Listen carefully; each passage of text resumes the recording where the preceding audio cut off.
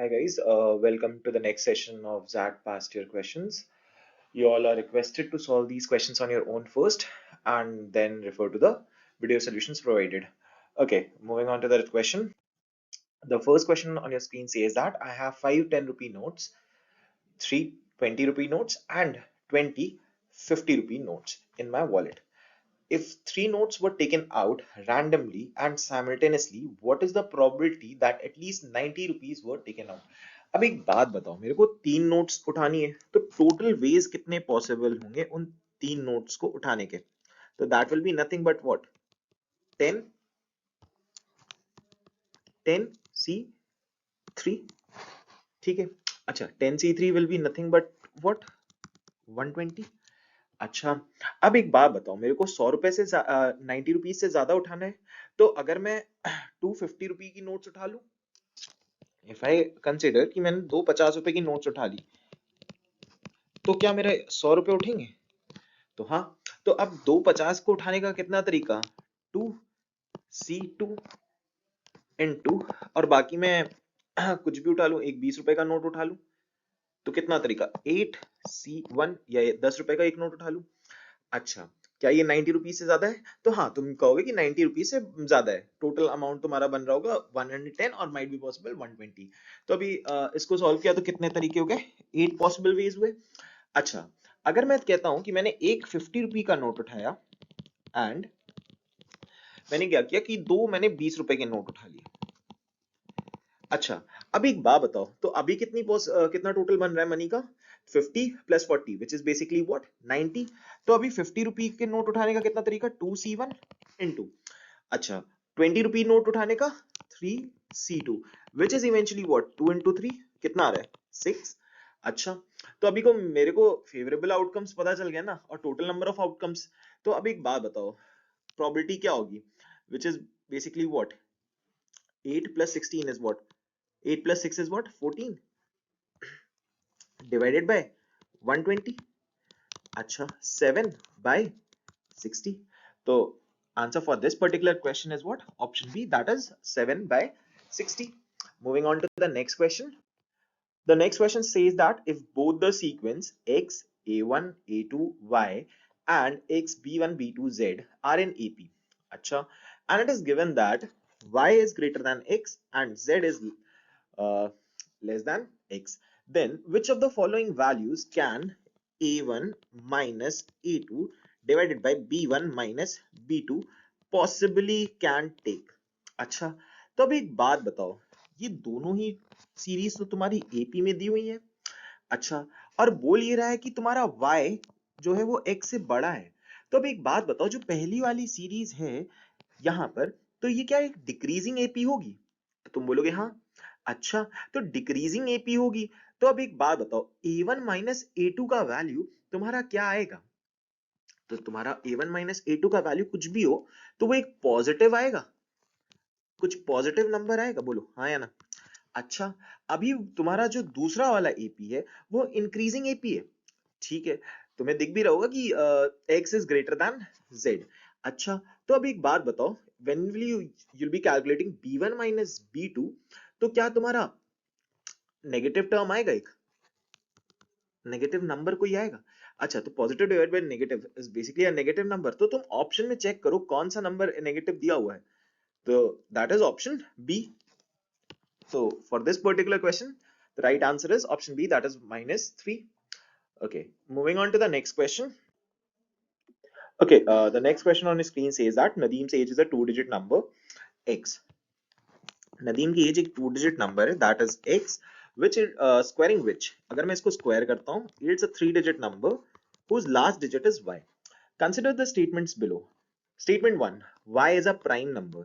अगर मेरा y prime number है तो y क्या क्या हो सकता है, that can be 2, that can be 3 or that can be 5 और that can be 7।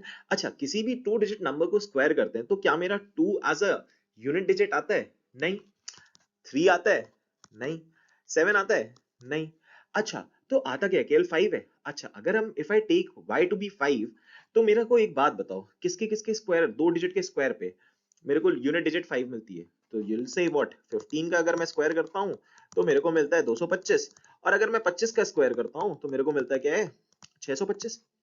अच्छा, आगे क्या मेरा स्टेटमेंट 1 अलोन सफिशिएंट है कि मैं इस क्वेश्चन को आंसर कर पाऊं? अभी तो नहीं लग रहा है मेरे को, क्योंकि मेरे को दो पॉसिबिलिटीज मिल रही हैं, दैट इज व्हाट 15 का स्क्वायर एंड 25 का स्क्वायर। अच्छा, अगर मैंने स्टेटमेंट 2 को देखा, y इज 1/3 ऑफ x, जो मेरा y है वो है 1/3 ऑफ x। ठीक है, तो मतलब x का वैल्यू क्या है 3 टाइम्स y है। अच्छा, अगर मैं ये चीज लेता हूं तो क्या मेरा चीज सेटिस्फाई करेगा? इफ माई y इज 5 तो x का वैल्यू क्या आ जाएगा 15 ही तो आएगा ना यार। तो क्या मैं अब नदीम की एज कंक्लूड कर पा रहा हूं using statement 1 and 2 together? So, for this particular question, it is necessary and sufficient to take 1 and 2 together. Moving on to the next question. Okay, the next question says that the Madhura Fruits Company is packing 4 types of fruit into boxes. There are 126 oranges, 162 apples, 198 guavas, and 306 pears. Okay, the fruits must be packed in such a way that a given box must have only one type of fruit and must contain the same number of fruit unit as any other box. What is the minimum number of boxes that must be used? So basically, we have to calculate the HCF of 126, 162, 198 and 306. You guys might have studied in numbers how to calculate HCF, might or what. You have studied this thing. Okay, the HCF of 126, 162, 198 and 306 is basically nothing but what? 18. अच्छा, अभी 18 आया, तो अब एक बात बताओ, 126 divided by 18 is what? 7. 162 divided by 18 is basically what? 9. 198 divided by 18 is basically what? 11. Okay, 306 divided by 18 is what? 17. When you'll add all these things, 7 plus 9 plus 11 plus 17, you'll be getting what? 44. So for this particular question, the minimum number of boxes that must be used is what? 44. Option C is the correct answer. Okay, moving on to the next question. The next question is that Shireen draws a circle in her courtyard. She then measures the circle's circumference and its diameter with the measuring tape and records them as two integers, a and b respectively. She finds that a and b are co-prime numbers. Acha, you know prime numbers and co-prime numbers, that is their greatest common divisor is 1. She also finds their ratio a by b is nothing but what? 3.14161416 ऐसा dot करके दिया हुआ है, repeating endlessly. Okay, what is a minus b? अच्छा, अब एक बात बताओ, तुम लोगों ने नंबर्स में ये भी चीज पढ़ी थी कि अगर ऐसा कुछ फॉर्मेट में दिया है तो तुम उस नंबर को ऐसा भी लिख सकते हो, a by b can be written as 31416 divided by 4 times 9. अच्छा, अभी अगर मैं इसको सॉल्व करता हूं तो बेसिकली मेरे को मिलता क्या है 10472. अभी अगर 10472 देखोगे तो ये क्या कोप्राइम नंबर्स हैं? तो तुम बोलोगे हाँ. अच्छा, अगर ये कोप्राइम नंबर्स है तो इनका डिफरेंस कितना आएगा जरा बता देना. तो that is what 7138. So for this particular question, option B is the correct answer. Okay, moving. अच्छा, देख भी लो, मतलब ऐसा कुछ भी नहीं है. अगर तुम्हें ऐसा कोई नंबर दिया होता है जिसके ऊपर ऐसा रिपीटिंग एंडलेसली है, तो तुम इसको ऐसा करते क्या हो कि 3 जितने भी नंबर्स पे है 31416 लिखा, जितने नंबर्स पे था उतने टाइम्स 9 लिख दिया डिनोमिनेटर में. ठीक है. अच्छा, moving on to the next question. The next question is of height and distance. A tall tower has its base at point K. अच्छा, ये एक टावर है, बेस इसका K है. ठीक है. 3 points A, B and C are located at a distance of 4 meters, 8 meters and 16 meters respectively from point K. अब यहाँ पर A है 4 मीटर दूर, B है 8 मीटर दूर and C है ये. ठीक है. The angle of elevation of the top of the tower from A and C are complementary. अब एक बात बताना यार, complementary angles क्या होते हैं? वो एंगल जिनका सम क्या हो 90 डिग्री हो. तो if I assume this angle to be theta, तो ये वाला एंगल क्या होगा 90 minus theta होगा ना यार.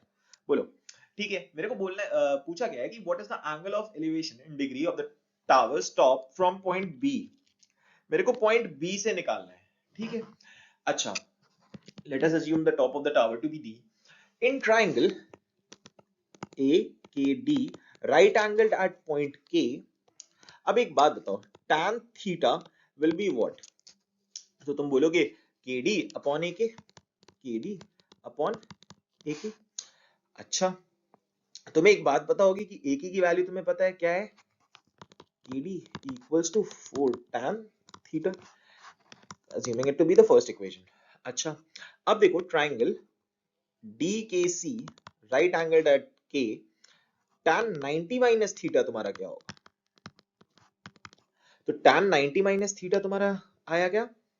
That will be KD upon KC। बोलो, यहां तक कोई प्रॉब्लम नहीं? अच्छा, KC का वैल्यू क्या है तुम्हारा? KC is nothing but what? 16। अब एक बात बताना, tan 90 माइनस थीटा क्या होगा? तुमने अभी पिछली वीडियो में देखा था कि tan 90 minus theta will be what? cot theta. cot theta into what? KC। KC का वैल्यू क्या है? 16 है, इक्वल्स टू व्हाट? KD।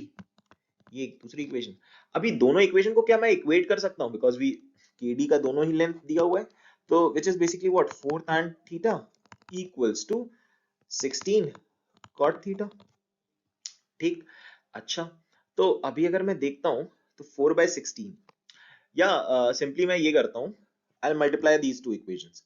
अगर मैं मल्टीप्लाई कर देता हूं तो मेरे लिए एक काम आसान हो जाएगा, क्योंकि हम मुझे पता है कि tan theta into cot theta 1 होता है। ठीक है, तो मल्टीप्लाई किया तो KD square will be nothing but what? 16 into 4। तो KD will be what? 4 into 2 which is what? 8। अच्छा, अभी KD का वैल्यू कितना आ गया? 8 आ गया। और मेरे को पता है BK का वैल्यू क्या है? 8 है। तो अगर मैंने यहां पर इसको y मान लिया तो tan y will be what?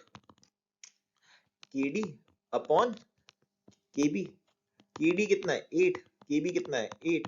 That is equal to 1। अब एक बात बताओ, tan में किसकी वैल्यू 1 होती है? तो you'll say what? 45 डिग्रीज की। तो answer for this particular question is basically what? 45 degrees. Moving on to the next question. Okay, the next question is, Kim's wristwatch always shows the correct time, including AM and PM. Jim's watch is identical to Kim's watch in all aspects except its pace, which is slower than the pace of Kim's watch.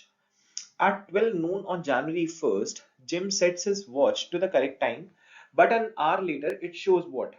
12:57 PM. अच्छा, तो ये line ये पढ़ के मुझे पता चली, एक घंटे में वो कितना लूज कर रही है? 3 मिनट लूज कर रही है। अच्छा, Jim resets his watch to the correct time. On how many instances between and including 12 noon on the two dates mentioned do Jim's and Kim's watches show the exact same time, including the AM and the PM? अच्छा, तो अभी एक घंटे में 3 minute अगर loose कर रही है, तो अब एक बात बताओ, एक घंटे में कितना लूज करेगी? मतलब 20 घंटे में ये लूज कर देगी कितना? एक घंटे पीछे रहेगी। अच्छा, तो 24 घंटे में कितना? Is basically what? 480। 480 आवर्स। अच्छा, अब 480 hours is basically what? It's nothing but your what? 20 days. अच्छा, तो 20 दिन हुआ। अब एक बात बताना मेरे को, कौन सी दो डेट्स मेंशन्ड है? जून 1 और जनवरी 1। अब एक बात बताओ, considering it to be leap year और नॉट, देखते हैं कितने डेज होंगे। 151 डेज होंगे। अच्छा, 151 days divided by 20 is equal to what?